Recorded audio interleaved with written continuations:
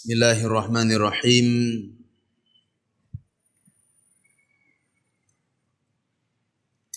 Assalamualaikum warahmatullahi wabarakatuh.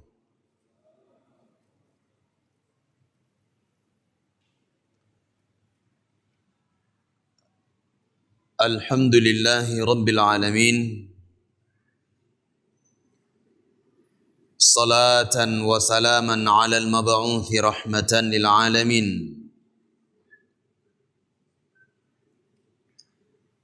Nabiyyina wa habibina wa syafi'ina Muhammad ibn Abdullah Sayyidil mursalin wa ala alihi wa ashabihi al-akramin wa man tabi'ahum bi ihsanin ila yaumiddin.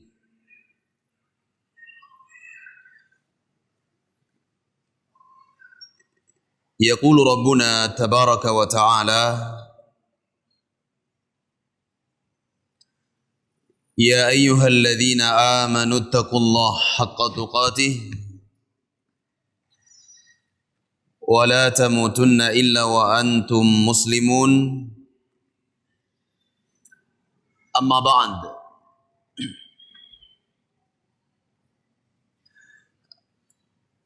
Ayyuhal muslimun, jamaah salat maghrib yang dimuliakan Allah tabaraka wa ta'ala. Alhamdulillah, segala puji dan syukur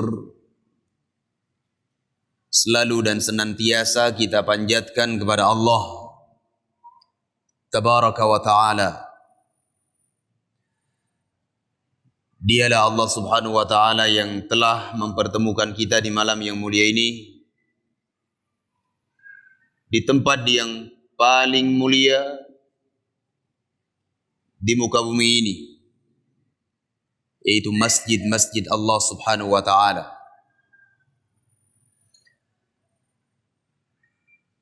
Apalagi jemaah yang dimuliakan Allah, Allah pertemukan kita bukan untuk sesuatu yang sia-sia,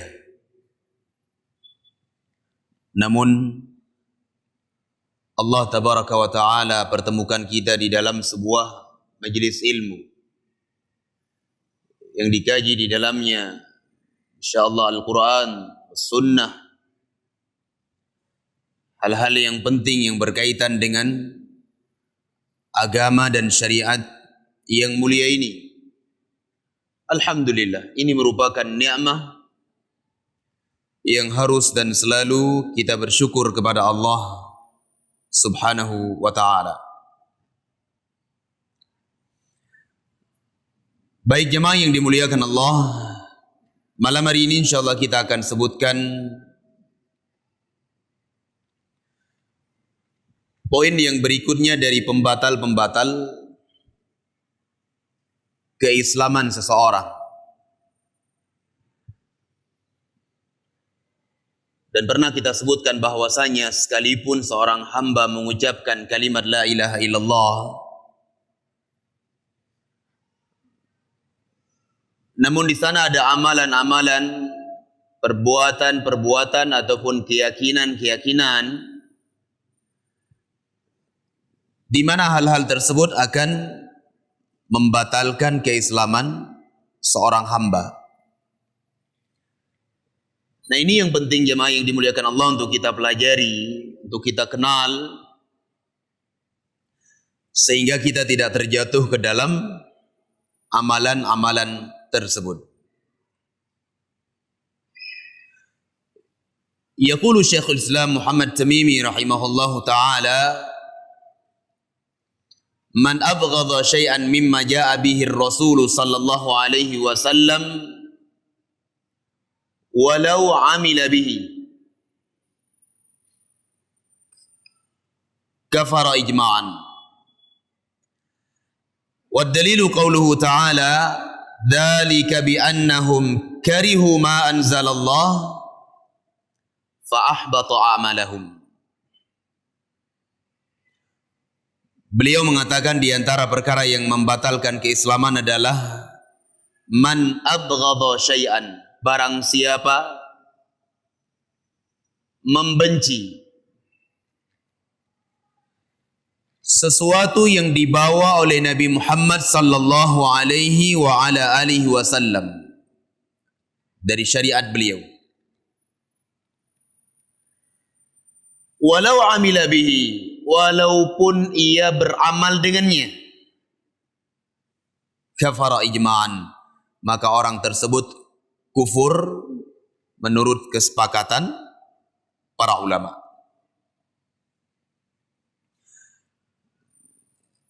Jemaah yang dimuliakan Allah, sebelum kita sebutkan beberapa hal penting di dalam pembahasan ini, ada satu hal yang harus kita fahami terlebih dahulu, yaitu berkaitan tentang membenci apa yang dibawa oleh Nabi SAW. Dijelaskan oleh para ulama. Nah, ini terbagi menjadi dua bagian. Bagian yang pertama, membenci apa yang dibawa oleh Nabi SAW dari syariatnya, dari syariat Allah Azza wa Jal, di mana kebencian tersebut muncul dari tabiat seorang hamba. Dan ini maksudnya jemaah yang dimuliakan Allah adalah muncul sesuatu yang berat di dalam jiwanya untuk mengamalkan. Berat jiwa seseorang untuk mengamalkan amalan kebaikan. Saya kasih sebuah contoh amalan berjihad di jalan Allah Subhanahu wa ta'ala. Berjihad di jalan Allah Subhanahu wa ta'ala merupakan salah satu amalan yang mulia, dan ini termasuk dari amalan yang dibawa oleh Rasulullah sallallahu alaihi wa ala alihi wasallam. Nah, ketika seorang hamba berjihad di jalan Allah Azza wa Jal, ada perasaan berat di dalam jiwanya. Apa yang ia beratkan? Berat ia jalani jihad tersebut karena jihad itu bisa menghilangkan jiwanya. Berjihad itu bisa menghilangkan apa yang ia miliki dari kehidupan dunia. Ia harus tinggalkan hartanya, ia harus tinggalkan keluarganya, ia harus tinggalkan kampung halamannya. Nah, ini dinamakan di dalam bahasa Arab al-kurh, sesuatu yang tidak disukai. Nah, jemaah yang dimuliakan Allah, kata para ulama, kebencian dari sisi tabiat ini tidak tercela di dalam Islam. Tidak tercela di dalam Islam. Allah Azza wa Jalla sebutkan di dalam Al-Quranul Karim, dan Allah katakan tentang keadaan para sahabat Nabi ketika Allah wajibkan kepada mereka al-qital, peperangan. Allah berfirman sebagaimana di dalam surah Al-Baqarah ayat yang ke-216, Kutiba alaikumul qital wa huwa kurhul lakum. Kata Allah Subhanahu wa ta'ala, diwajibkan atas kalian al-qital, itu berjihad. Disyariatkan atas kalian untuk berjihad di jalan Allah Azza wa Jalla, wa huwa kurhun lakum, di mana amalan jihad tersebut berat bagi kalian. Nah, kebencian dan keberatan ini, jemaah yang dimuliakan Allah, adalah min haitsu taba'a, cuma muncul dari sisi tabiat seorang hamba, berat di dalam menjalankan sebuah amalan soleh. Namun bukan syariatnya yang dia benci. Ia tidak membenci syariatnya, namun keadaan ia yang berat untuk menjalankan amalan jihad tersebut. Kenapa? Karena dia harus tinggalkan keluarganya, hartanya, kampung halamannya. Dan resiko yang paling besar, jemaah yang dimuliakan Allah, adalah al-maut, meninggal dunia. Makanya dalam sebuah hadis diriwayatkan oleh Imam Al-Bukhari dan Imam Muslim, Nabi alaihi salatu wasallam bersabda, "Hujibatil jannatu bil makarih." Surga Allah itu terkelilingi, terhijabi dengan hal-hal yang dibenci, dengan hal-hal yang memberatkan. Apa di antara hal yang memberatkan itu? Berjihad di jalan Allah, berdiri di tengah malam menunaikan qiyamul lail, berpuasa di bulan Ramadan, memberikan maaf kepada saudaranya yang menzaliminya. Berat sekali dijalankan, karena itu adalah amalan-amalan yang mulia, jemaah yang dimuliakan Allah. Nah, dijelaskan oleh para ulama, kalau seandainya kebencian seorang terhadap syariat tersebut adalah kebencian yang bermakna sebuah hal yang memberatkan jiwanya untuk melakukannya, bukan kebencian dari sisi syariat yang dia benci, maka ini tidak dicela seseorang di dalam Islam.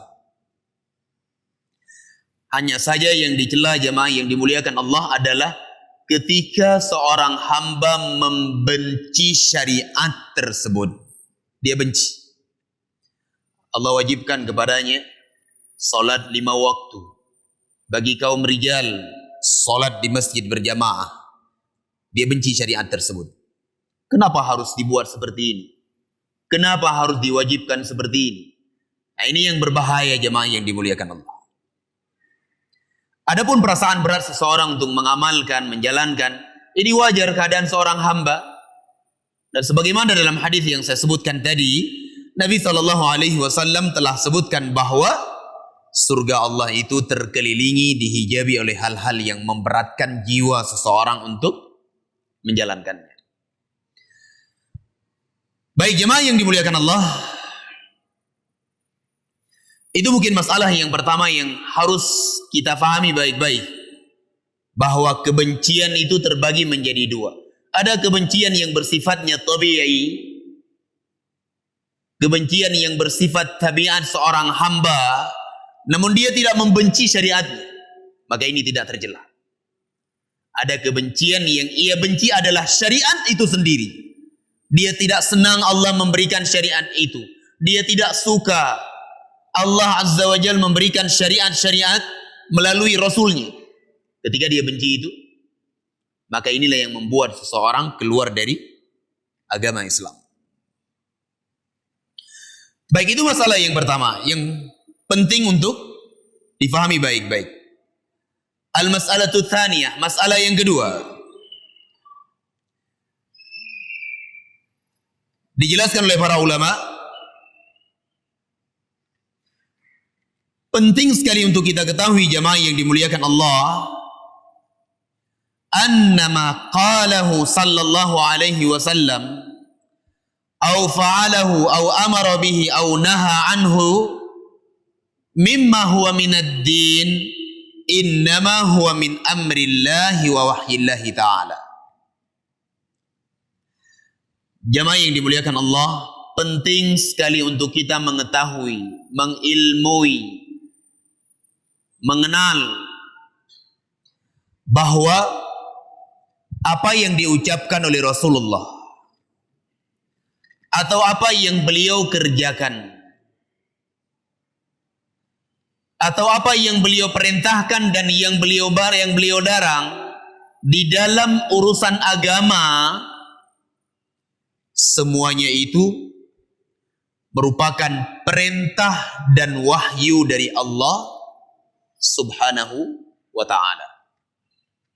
Nah, mungkin muncul pertanyaan dari kita jemaah yang dimuliakan Allah, dari sisi mana seorang muslim divonis keluar dari Islam ketika dia membenci syariat yang Allah Subhanahu wa ta'ala turunkan melalui Rasulnya Muhammad sallallahu alaihi wasallam? Dari sisi mana orang itu dikatakan sebagai orang yang keluar dari Islam?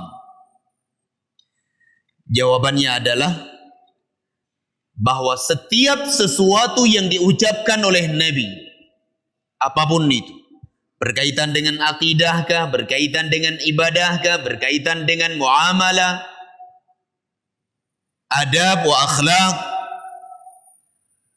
atau apa yang dikerjakan oleh Nabi sallallahu alaihi wasallam, atau apa yang beliau perintahkan dengannya dan yang beliau larang darinya, semuanya ini merupakan wahyu dan perintah Allah subhanahu wa ta'ala. Sehingga kalau ada seorang hamba dia membenci syariat Islam, bukan muncul dari tabiatnya, namun yang ia benci adalah syariat itu sendiri. Ini divonis keluar dari Islam, jemaah yang dimuliakan Allah. Sehingga berbahaya sekali. Saya akan sebutkan dalil-dalilnya. Bahwasanya apa yang diucapkan oleh Nabi sallallahu alaihi wasallam itu adalah wahyu dari Allah Azza wa Jalla. Allah Azza wa Jalla berfirman di dalam suratul Najmi ayat yang ketiga dan keempat. Ayat yang ma'ruf jemaah yang dimuliakan Allah. Allah berfirman, "Wa ma yantiqu 'anil hawa in huwa illa wahyu yuha." Allah mengatakan tidaklah Muhammad itu berbicara dari hawa nafsunya. Beliau tidak pernah berbicara dari hawa nafsunya. In huwa illa wahyu yuha. Melainkan semuanya itu adalah wahyu yang diwahyukan oleh Allah tabaraka wa ta'ala. Yaqulul Imam Muhammad Amin Asy-Syanqiti, berkata salah seorang mufassir Al-Quran, Syekh Muhammad Amin Asy-Syanqiti rahimahullah, di dalam kitab tafsir beliau yang berjudul Adwa'ul Bayan, beliau mengatakan makna hadhil ayah anna an-nabiy sallallahu alaihi wasallam la yuballighu 'anillahi illa syai'an auhallahu ilaihi an yablughahu. Beliau mengatakan makna ayat di atas adalah bahwasanya Nabi Muhammad sallallahu alaihi wa ala alihi wasallam beliau tidak menyampaikan sesuatu tentang Allah Azza wa Jalla, sesuatu yang berkaitan dengan syariat Allah Azza wa Jalla, illa kecuali sesuatu yang Allah Subhanahu wa ta'ala wahyukan kepada beliau untuk beliau sampaikan. Ini makna ayat ini jemaah yang dimuliakan Allah. Sehingga ketika seorang hamba, ada seorang muslim, dia membenci syariat Nabi Muhammad sallallahu alaihi wasallam, kebenciannya tersebut bukan karena berat dia untuk mengamalkan. Kalau berat untuk mengamalkan memang sudah disabdakan oleh Nabi. Surga Allah itu dihijabi oleh hal-hal yang memberatkan, itu amal-amal soleh. Namun ia benar-benar membenci syariat Allah Subhanahu wa ta'ala. Salatul jamaah dia benci. Ya. Kenapa harus seperti ini? Wajibnya mengeluarkan zakat. Kenapa harus mengeluarkan zakat? Dia membenci syariat Nabi Muhammad sallallahu alaihi wasallam. Ini menunjukkan bahwa orang tersebut telah membenci perintah dan wahyu Allah tabaraka wa ta'ala. Sehingga dari sisi ini para ulama mengatakan bahwa keyakinan seperti ini adalah keyakinan yang mengeluarkan seseorang dari agama Islam. Datang di dalam ayat yang lainnya, di dalam suratul Nisa ayat 113.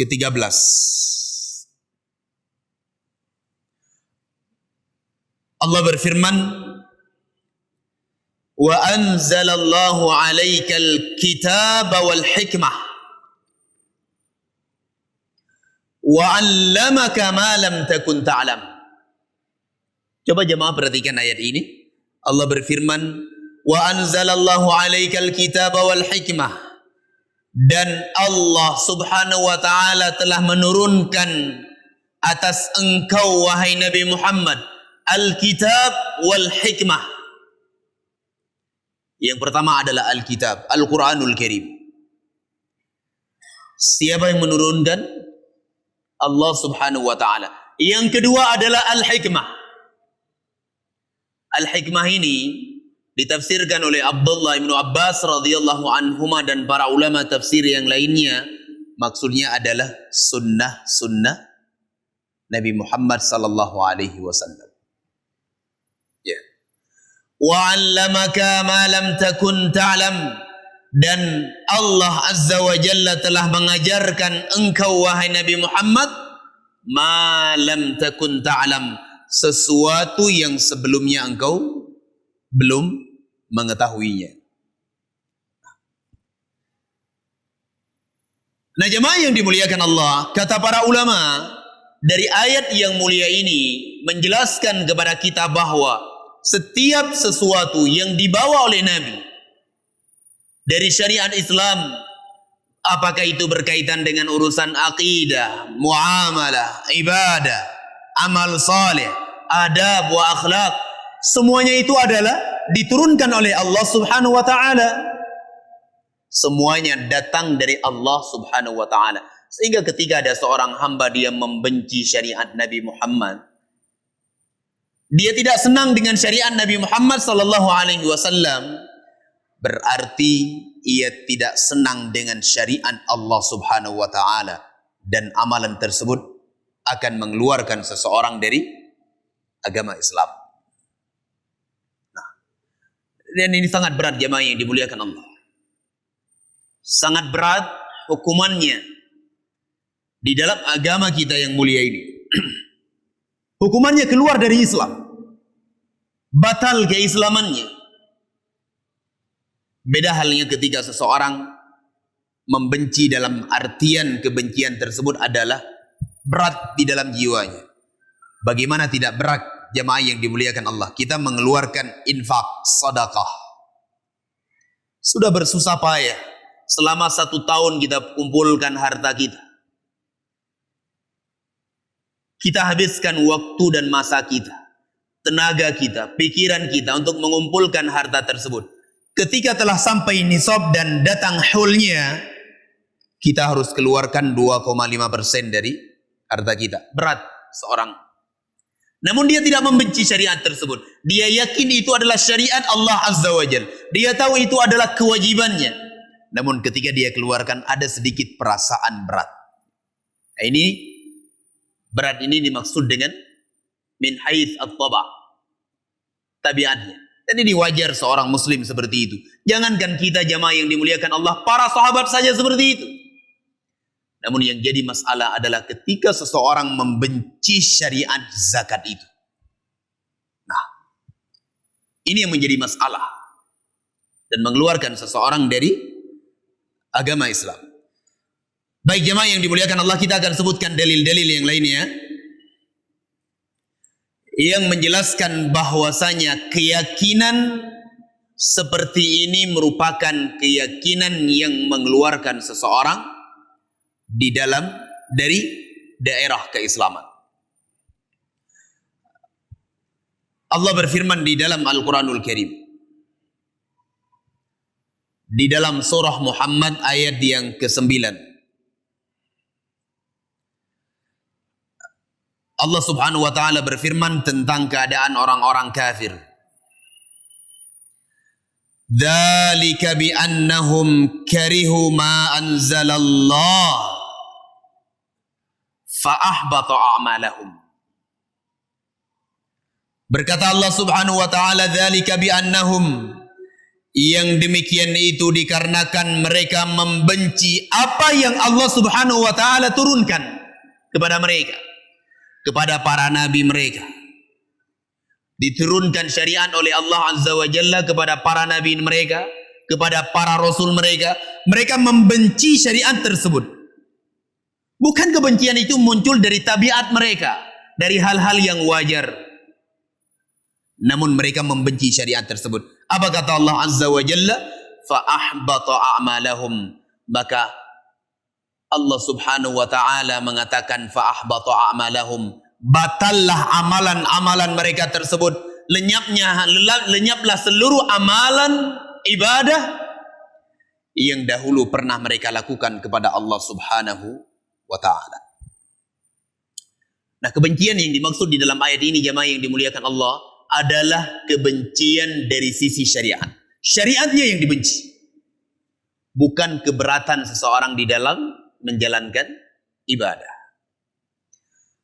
Allah sebutkan di dalam ayat yang lainnya tentang kaum munafikin.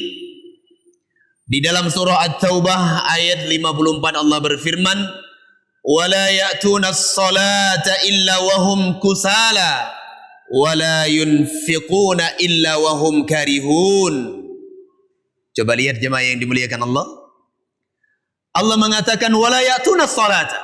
Kaum munafikin itu mereka tidak menunaikan dan tidak mendatangi salat illa wahum kusala, kecuali dalam keadaan mereka bermalas-malasan. Apalagi di waktu salat yang tidak ada seorang pun bisa melihat mereka, salat Isya dan salat subuh. Dan inilah dua waktu salat yang paling berat didatangi oleh orang-orang munafikin. Karena memang malamnya gelap jemaah yang dimuliakan Allah. Nggak ada yang bisa melihat mereka. Berbeda di zaman kita sekarang. Ada penerangan. Seorang yang datang ke tempat sholat, ke masjid, terlihat siapa orangnya, wajahnya terlihat. Berbeda di zaman Nabi SAW. Sampai dikisahkan bahwa pernah Rasulullah SAW menunaikan sholat subuh.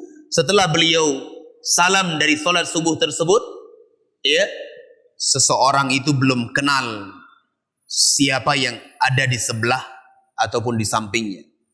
Dan terkadang Nabi SAW menunaikan salat subuh sampai seseorang tahu siapa yang ada di sampingnya, menunjukkan bahwasanya salat beliau terkadang panjang, terkadang pendek beliau baca ayatnya. Nah, orang-orang munafikin jemaah yang dimuliakan Allah, mereka itu tidak mendatangi salat kecuali dalam keadaan mereka bermalas-malasan.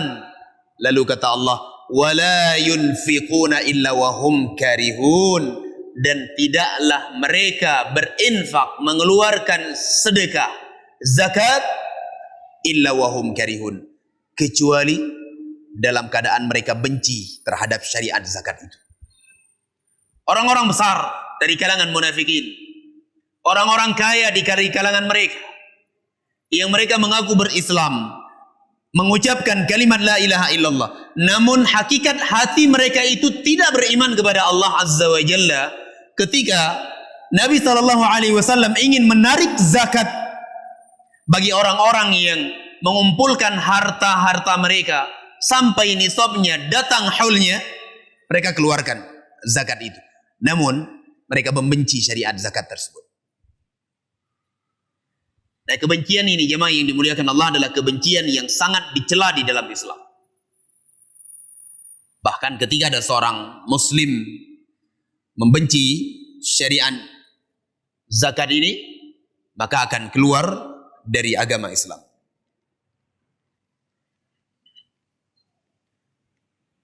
Di dalam ayat yang lainnya, Allah Subhanahu wa taala sebutkan pula di dalam surah At-Taubah ayat ke-81. Masih Allah Subhanahu wa taala berbicara tentang perangai orang-orang munafikin.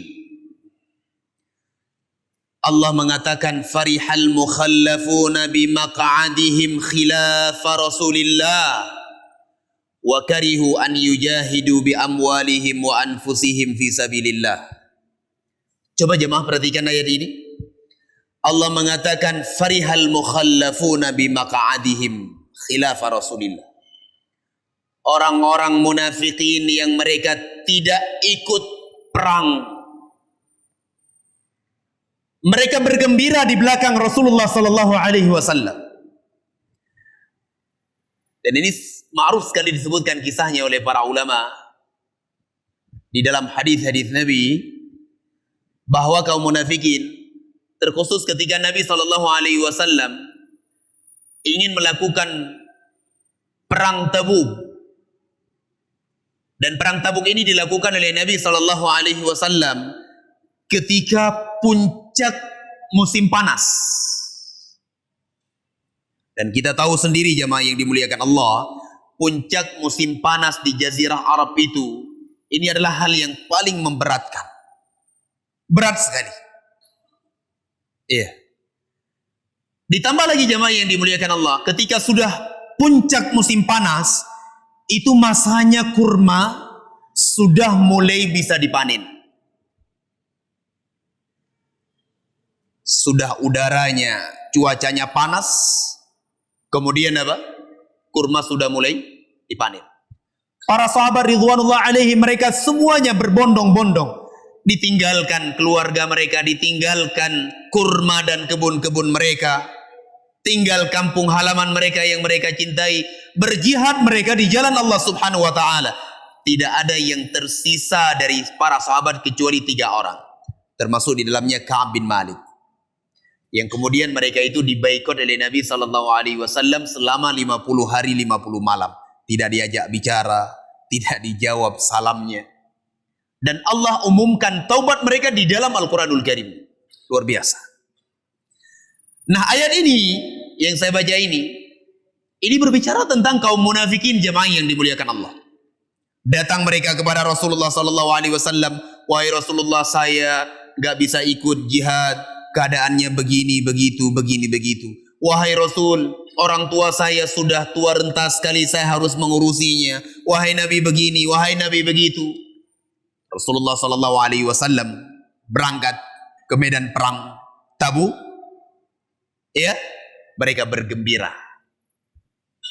Sehingga Allah subhanahu wa ta'ala mengatakan, "Farihal mukhallafuna bimaq'adihim khilafa Rasulillah." Kaum munafikin yang mereka tidak ikut bersama Nabi sallallahu alaihi wasallam di dalam peperangan, mereka bergembira di belakang Nabi sallallahu alaihi wasallam. Wa karihu, dan mereka benci. Coba lihat. Mereka benci berjihad di jalan Allah subhanahu wa ta'ala dengan harta-harta mereka dan jiwa-jiwa mereka. Kebencian mereka ini beda dengan kebencian para sahabat yang Allah sebutkan, kutiba alaikumul qitalu wa huwa kurhun lakum. Kebencian para sahabat maknanya apa? Berat. Namun mereka cinta dengan ibadah jihad tersebut. Kebencian kaum munafikin terhadap amalan jihad, yang mereka benci adalah syariatnya. Yang mereka benci adalah syariatnya. Sehingga ketika Rasul pulang dari perang Tabuk, orang munafikin datang kepada Nabi membawa 1.000.000 alasan. Wahai Rasul begini, wahai Rasul begitu. Apa kata Rasulullah? Sudah, pergilah kalian. Semoga Allah ampuni dosa-dosa kalian. Nabi sudah tahu. Allah sudah kabarkan kepada Nabi tentang mereka-mereka itu. Sampai datang 3 sahabat Rasul termasuk Ka'ab bin Malik radhiyallahu anhu. Beliau mengatakan, "Wahai Rasulullah, kalau seandainya hari ini aku duduk dengan seorang ahli dunia, maka niscaya saya mampu untuk keluar dari kemarahan orang tersebut. Karena aku diberikan kepintaran, diberikan kecerdasan, aku diberikan kelebihan oleh Allah subhanahu wa ta'ala untuk mengolah kata-kata. Wallahi wahai Rasulullah, demi Allah, saya tidak punya udzur." Jujur beliau. Wahai Nabi, saya tidak punya udzur. Saya pada perang Tabuk diberikan kekuatan oleh Allah Azza wa Jalla. Sebelumnya aku tidak pernah mendapati ada 2 tunggangan yang saya siapkan kecuali di dalam perang Tabuk. Namun aku tidak ikut di dalam perang tersebut wahai Rasulullah. Saya tidak punya keringanan. Saya enggak punya alasan apapun wahai Rasulullah. Beliau berkata jujur. Berbeda dengan kaum munafikin yang mereka itu divonis oleh Allah subhanahu wa ta'ala sebagai orang yang berada di dalam dasar neraka jahanam. Sehingga sambungan dari ayat ini jemaah yang dimuliakan Allah, Allah mengatakan, "La tanfiru fil har." Jangan kalian lari dari terik matahari di dalam perang Tabuk tersebut. An-naru jahannama asyaddu harra, kata Allah. Neraka jahanam itu lebih dahsyat panasnya. Sehingga Allah katakan apa? Tentang orang munafikin tersebut. Falyadhaku qalila wal yabku katsira. Ingat kalian nanti di akhirat. Silahkan kalian. Tertawalah kalian dengan tertawa yang sedikit. Dan banyaklah kalian menangis. Ini keadaannya di yaumul qiyamah, jemaah yang dimuliakan Allah. Apa yang mau mereka banggakan lagi? Tidak ada jemaah yang dimuliakan Allah. Allah subhanahu wa ta'ala berikan kepada mereka hukuman yang sangat berat. Ketika mereka membenci syariat Allah subhanahu wa ta'ala. Baik jemaah yang dimuliakan Allah. Ini dalil-dalil dari Al-Quran dan Al-Quranul Karim tentang kufurnya perbuatan tersebut. Dan di sana para ulama mereka telah bersepakat. Para ulama bersepakat bahwasanya keyakinan tersebut merupakan keyakinan kufriyah yang mengeluarkan seseorang dari Islam. Keyakinan apa? Kebencian seseorang terhadap syariat Nabi Muhammad sallallahu alaihi wasallam, walaupun dia amalkan syariat tersebut. Walaupun dia amalkan. Barakallahu li wa lakum. Mungkin ada yang mau ditanyakan sebelum kita akhiri majelis ini. Ada tersisa waktu sekitar 5 menit. Kalau bisa saya jawab, saya jawab. Kalau tidak, al-ilmu indallah subhanahu wa ta'ala. Saya persilahkan. Ada yang mau ditanyakan?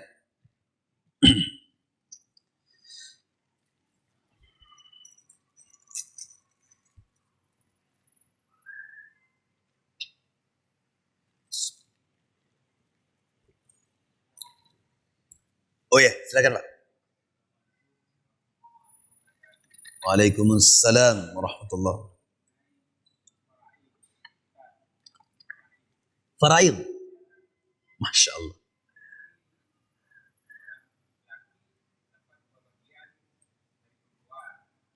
Nah.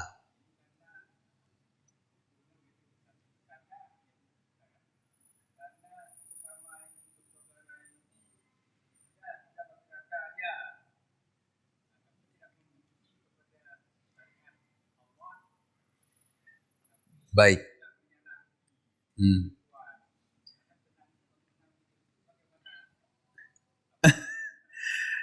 Masya Allah. Pertanyaannya masalah faraid ini. Gak ada jawaban yang bisa saya jawab kecuali wallahu a'lam.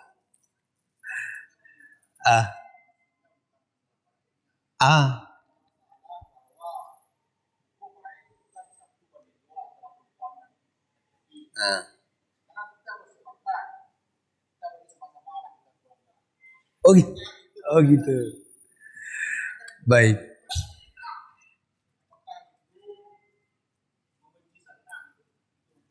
Baik. Jemaah yang dimuliakan Allah,